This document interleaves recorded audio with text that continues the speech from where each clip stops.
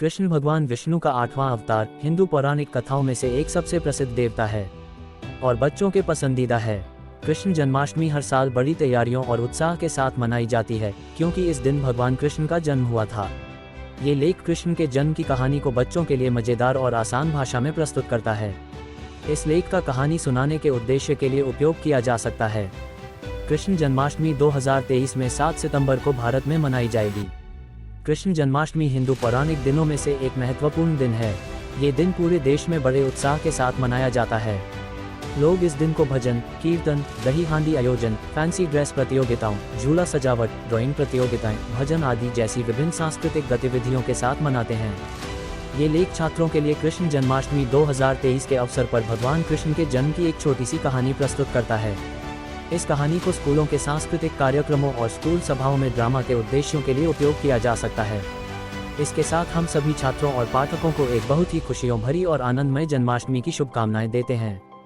कई साल पहले एक दूरस्थ राज्य मथुरा नामक जगह पर एक बहुत ही निर्दय राजा था जिनका नाम कंस था। वह एक क्रूर शासक था जो हमेशा अपने राज्य में सत्ता में बने रहना चाहता था। लेकिन एक विशेष आकाशवाणी ने कहा कि उसकी अपनी बहन देवकी का 8वां बच्चा उसकी गद्दी को हर लेगा और उसका वध कर देगा। इस आकाशवाणी ने उसे बहुत डराया। इसलिए राजा कंस ने अपनी बहन देवकी और उनके पति वसुदेव को एक अंधेरे, उदास कारागार में बंद कर दिया। उसने सोचा कि इससे आकाशवाणी पूरा नहीं होने देगा। देवकी और वसुदेव भगवान विष्णु के प्रति समर्पित थे और उन्हें पता था कि उनका 8वां बच्चा बहुत विशेष होने वाला था। वे अपने बच्चे का आगमन होने का धैर्य से कारागार में इंतजार कर रहे थे। एक जादुई रात को कुछ अद्वितीय घटना घटी। ये वह रात थी जिसे भगवान कृष्ण के जन्म की रात कहा जाता है, जिसे जन्माष्टमी कहा जाता है। जब घड़ी में 12 बजे देवकी ने एक सुंदर बच्चा पैदा किया जिसका नाम कृष्ण था। उसकी त्वचा बरसात के बाद की बादल की तरह थी और उसकी आंखें रात के आकाश में चमक रही थीं। वह थे भगवान विष्णु का 8वां अवतार कृष्ण भगवान। लेकिन छोटे कृष्ण को राजा कंस से सुरक्षित रखना था।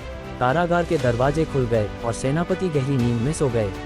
ऐसा लग रहा था कि ब्रह्मांड खुद ही मदद कर रहा हो। चमत्कार से कृष्ण के पिता वसुदेव उसे एक तूफानी रात में गोकुल नामक एक गांव तक ले गए। वहां उसने एक बच्ची को पाया जिसका नाम योगमाया था, जो यशोदा और नंद के पास पैदा हुई थी। वसुदेव ने बच्ची योगमाया को बच्चे कृष्ण के साथ बदल दिया। योगमाया कोई आम बच्ची नहीं थी।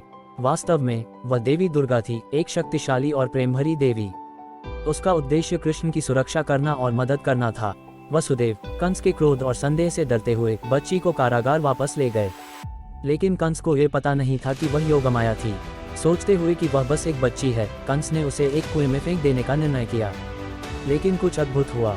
जब उसने उसे फेंका तब योगमाया अपने असली रूप में देवी दुर्गा के रूप में परिवर्तित हो गई, एक शक्तिशाली और महाकाव्य देवी।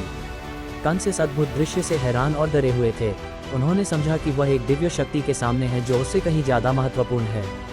देवी दुर्गा ने कंस को बताया कि उसका समय खत्म हो गया है और उसे उसके अपराधों का फल अवश्य मिलेगा। कंस अपनी जिंदगी के लिए डरने लगे। उन्होंने समझ लिया कि उनका भाग भगवान कृष्ण की योजना से जुड़ा था।